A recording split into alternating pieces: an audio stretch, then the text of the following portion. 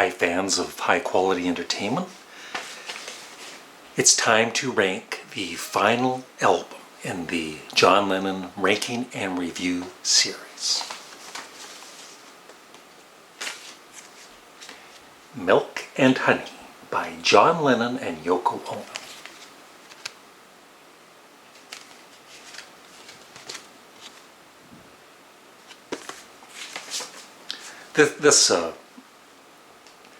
This photo really gets to me.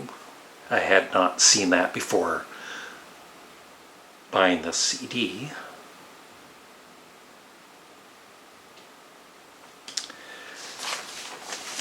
So this came out in, I think, 1983. No, it came out in 2010. No, I think it came out like 3 years after Double Fantasy. And of course, John Lennon's tracks on this album were not finished, so they're kind of in demo form, but they sound pretty damn good, being just demos. And Yoko's, for the most part, Yoko's tracks are more finished, went back into the studio later on and did her songs. And this is it's a sad album. When this came out, I never even bought it. I loved when Nobody Told Me came out. It was just weird though.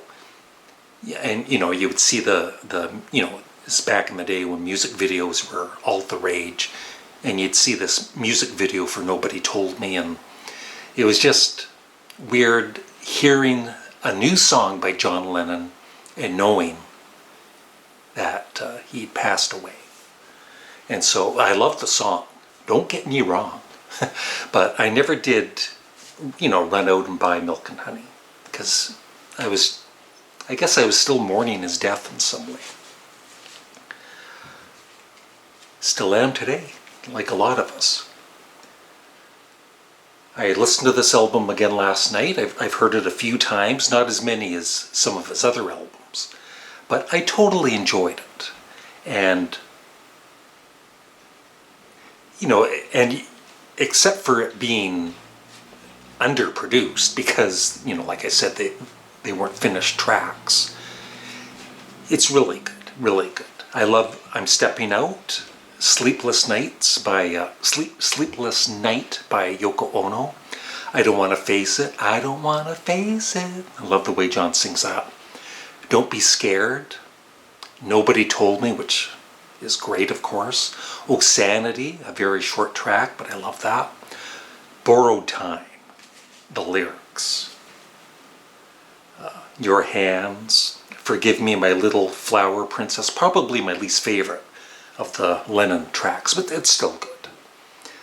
Let Me Count the Ways, Grow Old With Me, now that's the one that really gets to me. And you're finishing with You're the One. A very nice emotional track by Yoko Ono. I gotta admit, I was listening to this last night and I was getting very upset. I was crying. I'll read the lyrics to Grow Old With Me. Grow old along with me, the best is yet to be. When our time has come, we will be as one. God bless our love, God bless our love. Grow old along with me, two branches of one tree. Face the setting sun, when the day is done. God bless our love, God bless our love. Spending our lives together, man and wife together. World without end, world without end. Grow old along with me, whatever fate decrees. We will see it through, for our love is true. God bless our love, God bless our love. Just some of those, the final songs that John wrote, Beautiful Boy from Double Fantasy and Grow Old With Me and Borrowed Time, they're very moving. And so is this album, as you can tell.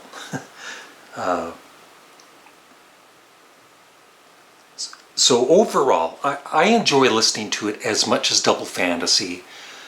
In in my rankings, it goes between Double Fantasy and Sometime in New York City at number 6 with a solid B. And I think, Double Fantasy and Milk and Honey, they are kind of course, part 1 and part 2 in some ways. And they both have their strong points and their weaker points. Some of the songs I love more on Double Fantasy, some of the songs I love more on Milk and Honey. It's pretty even overall is what I'm basically saying, except for the evenness of the production on Milk and Honey. And that's of no fault to Yoko Ono, of course. Some pictures from the booklet.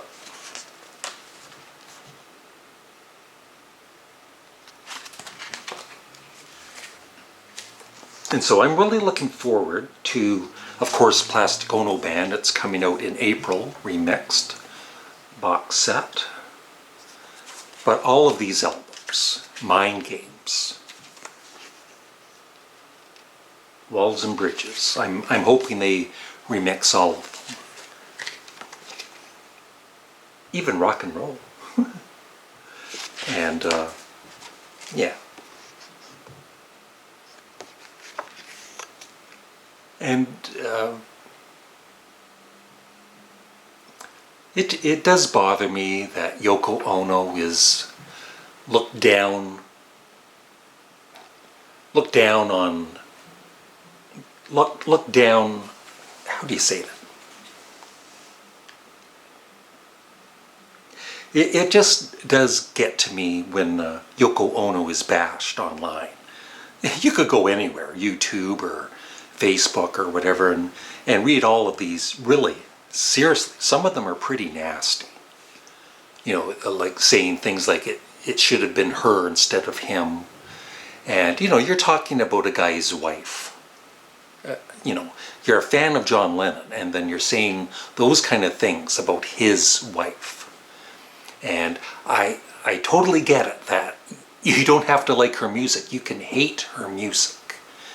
And you can maybe even dislike thinking that she broke up the Beatles. But if you go to any interview by Paul or George or even Ringo, none of them say, oh yeah, Yoko broke up the Beatles. Was it part of the breakup? Of course it was, because John met Yoko and got more interested in what she was doing than what the Beatles were doing. But I mean, she's still a person, and she wasn't a perfect person. I understand, the Julian Lennon stuff and everything. But every one of us is not perfect, even me. And so there's good and bad in everything. And just overall, I really do like Yoko Ono, and I love a lot of her music. And just imagine what she had been through.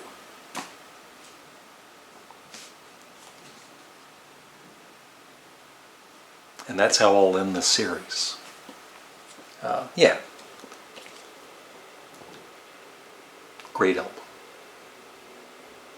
Thanks for watching. Have a great day. Bye.